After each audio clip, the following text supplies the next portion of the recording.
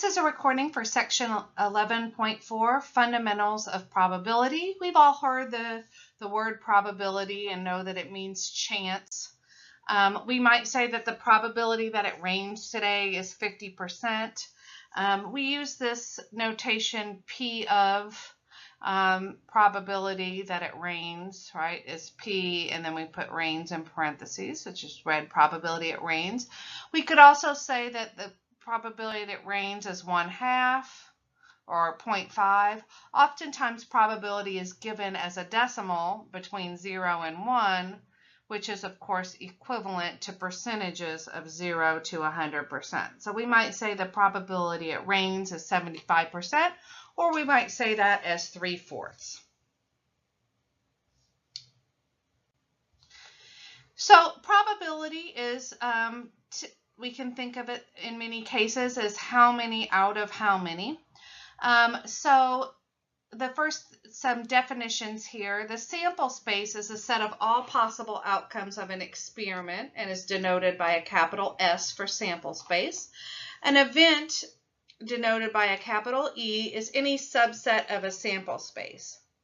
For example, suppose that a coin is tossed twice. List the sample space. So the sample space would be, the first could be a head and the second could be a head.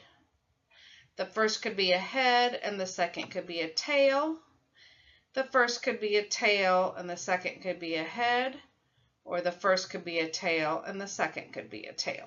So there's actually 4 elements in the sample space. What we might be interested in is the event might be getting exactly 1 head. So if we were looking at getting 1 head, that would be one of these two, right? This heads, tails, or tails, head. So when we are going to talk about probability, the probability of getting 1 head, that would be 2 out of the 4, or 2 over 4, which we would then, of course, reduce. But the sample space is all possible outcomes, and the event is one that we are interested in. So again, this P of E means probability of event E happening. When you see the N, that always means a number of. Even in statistics, when you see N, it's the number of data values. Here, N is the number of outcomes in event E. N of S is the number of elements in the sample space. So if we want the probability of event E happening, we're going to count how many of those events happen over the total number of events in the sample space. All right? P of E, observed number of times E occurs over the total number of occurrences. Suppose that 2 standard dice are rolled. What is the sample space? How many elements are in the sample space? So if we roll 2 standard die, we know that there's 6 sides. I like to do these problems using a little chart. So the first one could be 1, 2, 3, 4, 5, 6. And then down the side, 1, 2, 3, 4, 5, 6. Oops, let me put the 6 down there.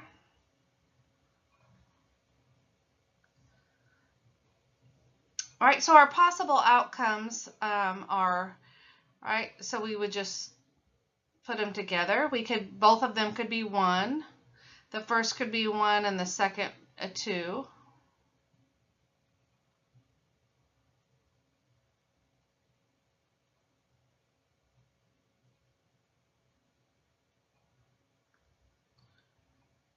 All right, and then just continue listing them out. All right, list this one first. 2, 1, 2, 2, 2, 3, etc.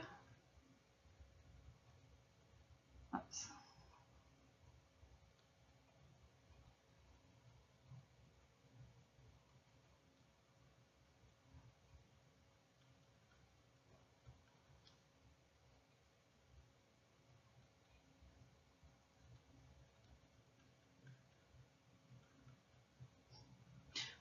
We're going to need to refer back to this chart, so you should really fill it all the way in.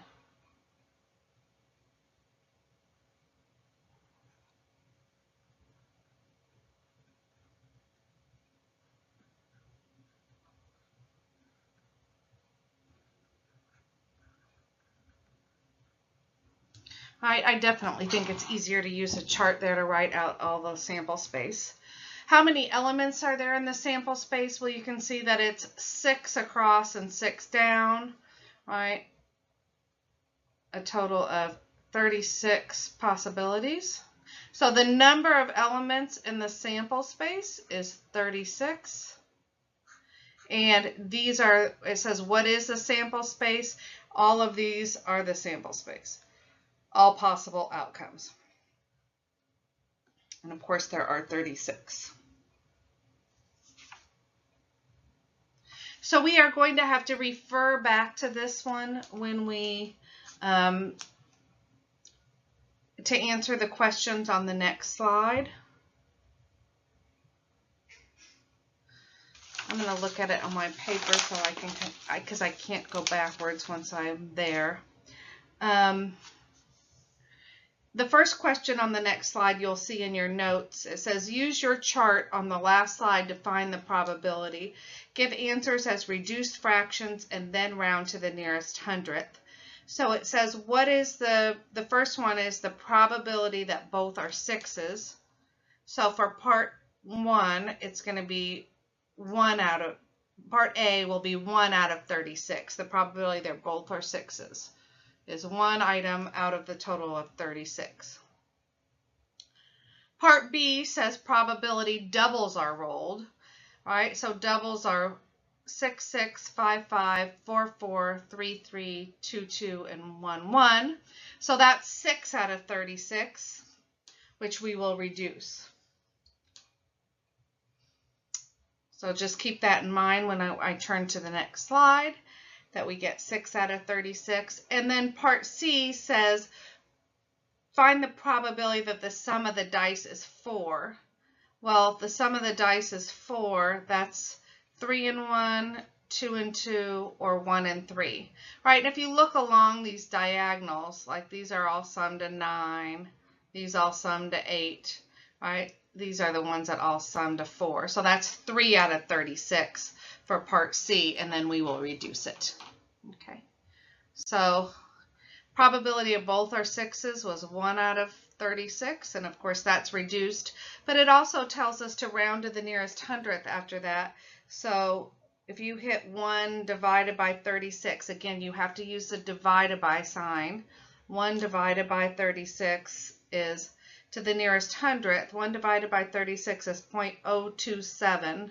So the nearest hundredth is here. Since this number is larger than 5, it becomes 0.03, and we use approximation.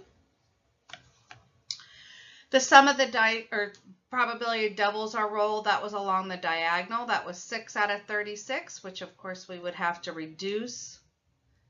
So that's 1/6, and if you hit 1 divided by 6 in the calculator, we will also round to the nearest hundredth.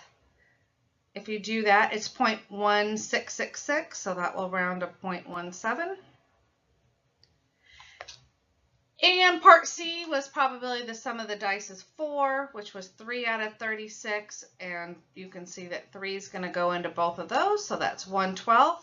And then we can round it to the nearest hundredth by hitting 1 divided by 12 in the calculator, 0.0833, which will end up being 0.08. So a probability pops up a lot in these gambling, right? When you go and play roulette, you want to know the probability that you will win, that type of thing. Another place is in cards. So if you're not familiar with a deck of cards, you need to get yourself familiar with them. At least know that there's 4 different suits. All right, this first one's hearts, and then diamonds, and then clubs. That's a very ugly club. And then you have spades. And so there are 13 of each of those. So there's a total of 13 times 4. There's a total of 52 cards in a deck. Right? So there's 2 through ace. And if you were asked about face cards, remember those are jacks, queens, and kings. because they have a face on them. All right, all the other cards do not have faces on them when you look at a standard deck of cards. So it says that those are face cards. So it says if the probability that a face card is chosen, you know that you have to count up all these out of the 52.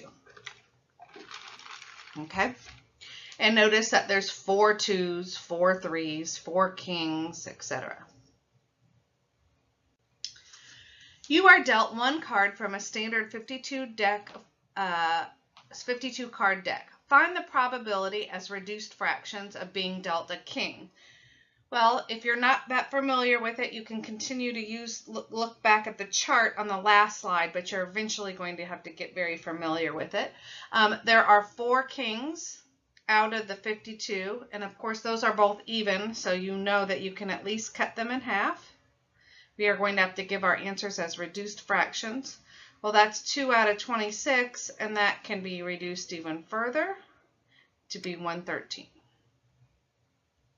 So the probability of, if you mix up all the cards and choose one at random, the probability it will be a king is 1/13. The probability of a heart. Well, we know that there are 13 hearts out of the 52, but you should also know that it's a quarter because there's only hearts, diamonds, spades, and clubs, all right, all the same amount of each. So you would know it's a quarter by that as well. But 13 does go into 52 4 times. Probability of getting a princess. There is no princess, so the probability is 0 out of 52, or just 0, right? 0 over anything is 0. There are no princesses. There's none in the deck.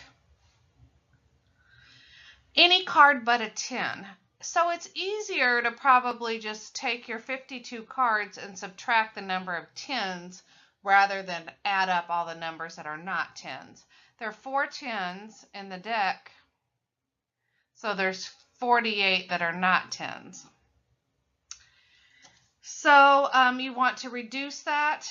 I can see actually that 4 goes into both. You can start with 2 if you want to, but I can see that 4 is going to go into both, all right, which will give you 12 out of 13.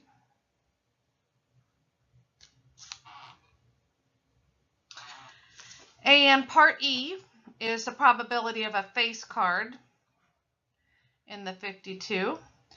So if you think about it, I can't unfortunately go back to the last slide, but if you look at it, remember that jacks, queens, and kings are the face cards. And there's jack, queen, king of hearts, diamonds, spades, and clubs, right? So that's hearts, diamonds, clubs, and spades. So you can see that there are 3 times 4, there's 12 of those. So 12 of the 52 cards are face cards. And then, of course, I can see 4 is going to go into both of those. But again, you can start by dividing by 2, but that is going to give you 3 over 13. And the last one is the probability of getting the king of spades. There's only 1 king of spades. There's 4 kings, but only one of them is a king of spades. So that's 1 out of 52.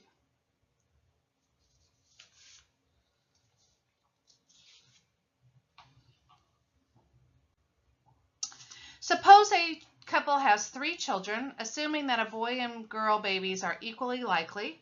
List the sample space, and a tree might help if you need one. Then find the probability at least 2 of the children are girls. So I'll show you both a regular way to listing method and a tree, and you can kind of decide which works for you. Some people have a hard time listing all the possibilities. But they have 3 children, boys and girls, of course. So they could all 3 be boys, boy, boy, boy. I kind of fix the first one, the B, and then I fix the second one, and write the combination. So it could be BBB, BBG. All right, so that's fixing the first two. Those are the only possibilities. But then I could fix the first two as BG. So you could do BGB or BGG.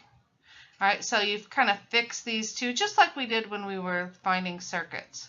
All right, you fix the first two and then switch them. And then you could actually do the same thing with the girls. Then you would switch to G and fix GG. You could do GGB, GGG. Those are your GGs. Then you could do GB, GBB, GBG. Again, in any order. But those are going to be your possibilities, because then those are the only ones that would start with G, all four of those, and the only ones that would start with B are listed up there. So there's your 8. The other thing that you could do is, if you have trouble listing those, is do a tree, you know, kind of start down towards the middle of the page. But your first child could be a boy or a girl, right? So that's the first child. And from there, your second child could be a boy or a girl. And that's assuming the first is a boy. So if the first is a girl, you would write down boy, girl. So that's your second child. And from there, you have a third child, and that would be boy, girl,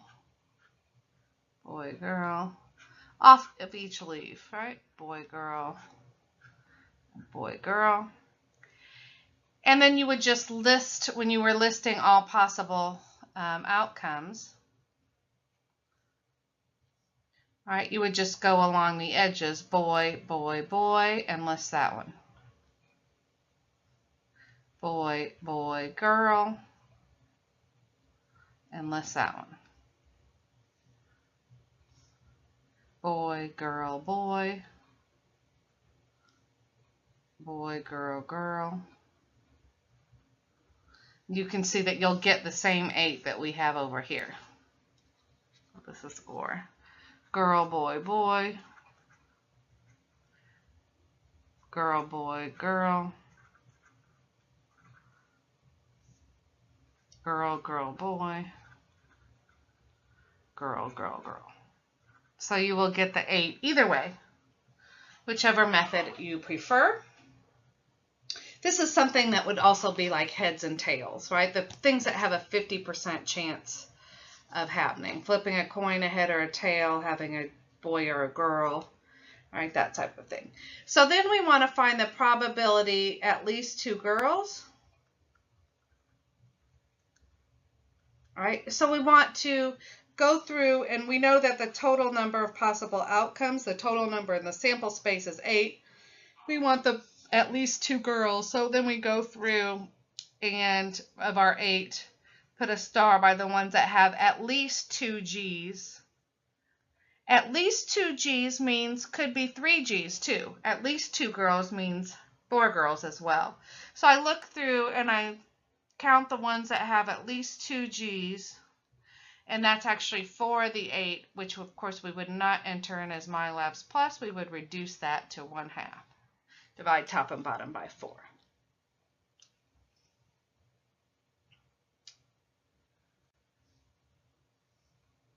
Suppose that Mary has 6 shirts, 5 shorts, and 2 pairs of shoes. If an outfit is chosen at random, what's the probability of selecting a specific outfit? So we want to figure out the total number of possibilities, which we talked about in possibilities, which we did in section 11.1. It's the fundamental counting principle. We do 6 times 5 times 2, which is 30 times 2, so that's 60 possibilities.